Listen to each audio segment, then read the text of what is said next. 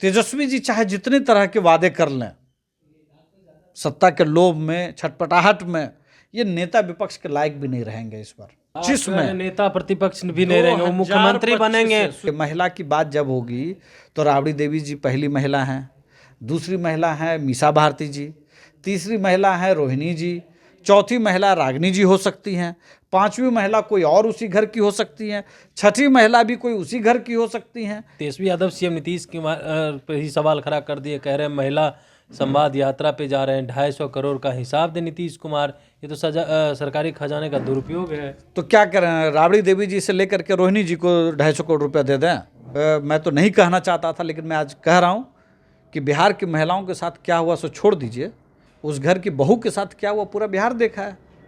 किसकी बात? नेता प्रतिपक्ष तेजस्वी यादव इन दिनों कार्यकर्ता संवाद यात्रा पे निकले हुए हैं। पहले तो उन्होंने माए बाप के सहारे कहा कि हमारी पार्टी माए बाप की पार्टी है और यहाँ पे सभी लोगों को सम्मान मिलता है, लेकिन उससे भी दाल नहीं गली नेता प्रतिपक्ष तेजस्वी यादव की। तो अब महिला की बात कर रहे हैं, जीविका दीदी की समस्या का समाधान करने की बात कर रहे हैं और उसके सहारे अब बिहार का मुख्यमंत्री बनना चाह रहे हैं। अब इस पे बातचीत करने के लिए हमारे साथ आरएलएम के प्रवक्ता हैं राहुल जी। क्या कहेंगे? तेजस्वी यादव तो कह रहे हैं जीविका दीदी की जो समस्या है उसका निराकरण करेंगे, 200 यूनिट बिजली बिहार में फ्री करेंगे हमारी सरकार बनी तो।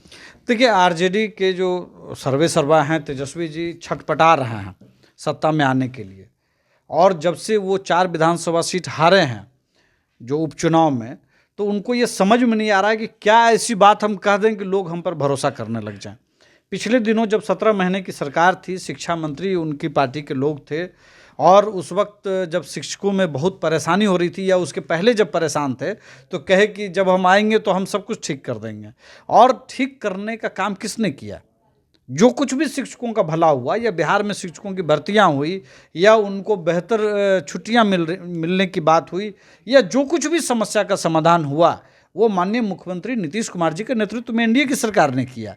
तो बिहार के लोगों को, बिहार की महिलाओं को पता है महिलाओं के साथ 2005 से पहले क्या होता था। तब जब राबड़ी देवी जी खुद महिला मुख्यमंत्री थी, तब बिहार की महिलाओं का भला नहीं हुआ। और नीतीश कुमार जी ने तो जीविका के माध्यम से लाखों सेल्फ हेल्प ग्रुप बना करके, जीविका स्वयं सहायता ग्रुप बना करके, और जिस तरह से उन्होंने बिहार के अंदर महिलाओं के उत्थान के लिए काम किया, और उसमें जीविका के जो लोग हैं, जो उसमें काम करने वाले लोग हैं, उन्होंने जब कभी भी कोई सवाल उठाया है तो नीतीश कुमार जी ने उसको निजी स्तर पर बहुत गंभीरता से उस पर काम किया है। तो अगर उनकी समस्या कोई है तो निश्चित तौर पर माननीय मुख्यमंत्री उसका निराकरण करेंगे, एनडीए की सरकार निराकरण करेगी, और आरजेडी इस भ्रम में ना रहे कि कोई लोक लुभावनी बात कह करके वहाँ लोगों को वो भरमा सकती है। रही बात 200 यूनिट बिजली का, तो बिहार के अंदर तेजस्वी जी की सरकार को भी देखा हुआ है, उनके माए बाप की सरकार को भी देखा हुआ है। तो क्या वो कर सकते हैं, ये बिहार की जनता को पता है। बिहार की जनता को ये भी पता है कि अगर लाखों लाख, मैं 4,80,000 नलकूप तक, अगर पंप सेट तक अगर बिजली पहुंच पा रही है, तो ये नीतीश कुमार जी की सरकार में हुआ, एनडीए की सरकार में हुआ। और अगले 2 साल के अंदर 6,80,000 पंप सेट तक बिजली पहुंचाने का लक्ष्य रखा गया है। आपको मालूम है, अभी 2 दिन पहले बिहार सरकार ने इस चीज़ को लिया है कि इस साल हम लोग 4 लाख और अगले 1 साल में 26 में 2,80,000 और लगभग 6.80 या 7 लाख पंप सेट तक हम बिजली पहुंचाएंगे। तो हमारी कोशिश तो है कि हर घर तक बिजली पहुंचाने का जैसे लक्ष्य पूरा किया, उसी तरह से हर किसान के खेत तक बिजली पहुंच जाए, ये हम सुनिश्चित करने का प्रयास कर रहे हैं। तो बिहार की जनता देख रही है, उसको पता है। अगर बिहार की जनता को थोड़ा भी भरोसा होता है इन पर कि 200 यूनिट बिजली फ्री दे देंगे, तो ये 4 में से 1 भी सीट इनको बिहार की जनता जिता करके बताते कि नहीं, हम आपके साथ हैं।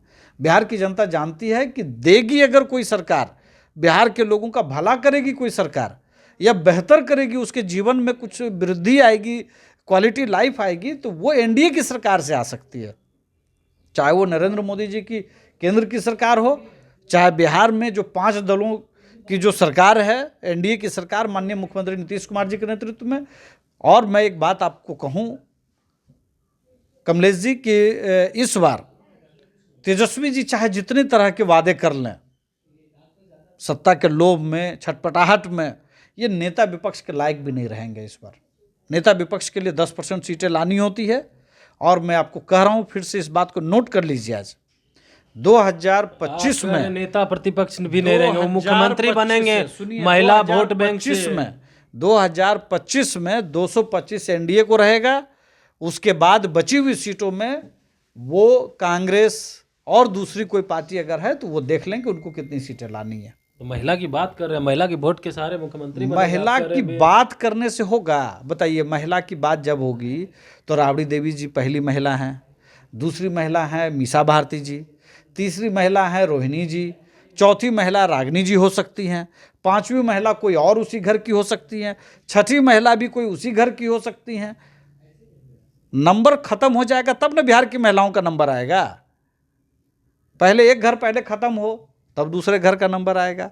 जमीन के बदले नौकरी देंगे तो उसमें परिवार की महिलाओं को पहले संपत्ति मिलेगी। तो आप बताइए ना भाई कि बिहार की महिलाओं का नंबर कब आया? बिहार की महिलाओं का नंबर आया तेजस्वी जी के राज में, उनके माता पिता के राज में।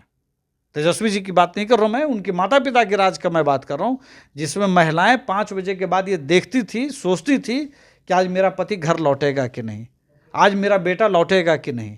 ये महिलाओं के भाग्य में मिला। बिहार उनके राज में महिलाओं के भाग्य में तो यही लिखा हुआ था कि इनके घर की बहू बेटियों की इज्जत चली जाएगी, ये उनके राज में लिखा हुआ था।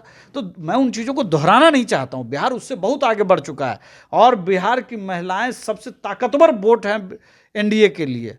और जिस तरह से हम पुलिस से लेकर के, शिक्षक से लेकर के, स्वास्थ्य कर्मी से लेकर के हर तरह की नौकरियों में महिलाओं को जो भागीदारी हमने सुनिश्चित की है, सेल्फ हेल्प ग्रुप के माध्यम से लाखों जीविका महिलाओं के साथ मिल करके उनकी उन्नति के लिए जो हमने काम किया है, उनको फंडिंग किया है, कम से कम ब्याज दर पर, एकदम न्यूनतम ब्याज दर पर उनको स्वावलंबी बनाने का जो काम किया है, मुझे लगता है कि इसके बाद कुछ स्पेस नहीं है किसी और के लिए कि कोई उनको भरमा सकें या लुभा सकें। मुझे नहीं लगता ऐसा कुछ। आपको नहीं लग रहा है, लेकिन तेजस्वी यादव सीएम नीतीश कुमार पर ही सवाल खड़ा कर दिए, कह रहे हैं महिला संवाद यात्रा पे जा रहे हैं, 250 करोड़ का हिसाब दे नीतीश कुमार, ये तो सरकारी खजाने का दुरुपयोग है। तो क्या करें, राबड़ी देवी जी से लेकर के रोहिणी जी को 250 करोड़ रुपया दे दें?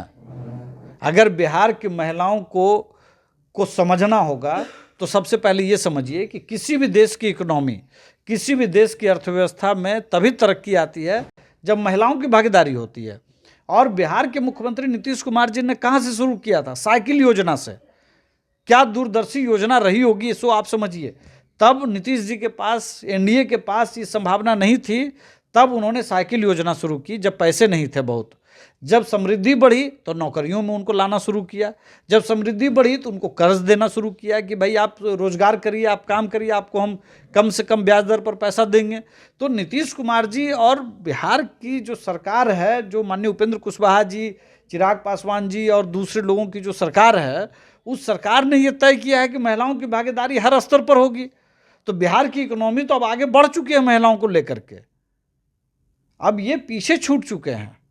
अब ये कुछ भी कहेंगे, कोई भरोसा नहीं करने जा रहा है इन पे। तो महिला संवाद यात्रा पे तो अब विपक्ष के लोग ये भी कह रहे हैं कि सदन के अंदर कितना सम्मान देने का काम किया है, क्या पता जिस तरीका से लाल कपड़ा दे करके सार भड़क जाता है सीएम नीतीश कुमार के मन के अंदर क्या है पता नहीं। बंद कमरे में अगर संवाद करेंगे क्या हो कर देंगे क्या नहीं पता नहीं। जो कार्यकर्ता संवाद यात्रा में लिस्ट बना करके कार्यकर्ता से मिल रहे हो, आम कार्यकर्ता से मिलने का साहस नहीं जुटा पा रहे हो, वो दूसरे के चरित्र पर किसी तरह का सवाल ना उठाएं तो ज़्यादा बेहतर होगा। और उस घर की महिलाओं के साथ देखिए, मैं तो छोड़िए, मैं तो नहीं कहना चाहता था, लेकिन मैं आज कह रहा हूं कि बिहार की महिलाओं के साथ क्या हुआ सो छोड़ दीजिए, उस घर की बहू के साथ क्या हुआ पूरा बिहार देखा है। किसकी बात कर रहे हैं? आप छोड़ दीजिए ना, मुझे जो कहना था आप समझ गए। चलिए, मुझे जो कहना था वो आप समझ गए। यानी आरएलएम के प्रवक्ता राहुल जी ने साफ तौर पे कह रहे हैं और तेजस्वी यादव पे भी बरस रहे हैं, लेकिन जिस तरीका से वो अब महिला के सहारे मुख्यमंत्री बनना चाह रहे हैं उसको लेकर के भी कह रहे हैं कि अगर किसी को उन्होंने महिला के लिए काम किया है तो अपने परिवार के महिला के लिए काम किया है। राबड़ी देवी जब मुख्यमंत्री थी तो महिला के लिए कितना काम हुआ है। नीतीश कुमार जब सरकार बनी, बिहार में नीतीश कुमार की जब सरकार बनी उस वक्त से लगातार महिलाओं के लिए काम हो रहा है और जीविका दीदी के निराकरण पर भी खूब बोल रहे हैं। कमलेश कुमार, लाइव बिहार, पटना।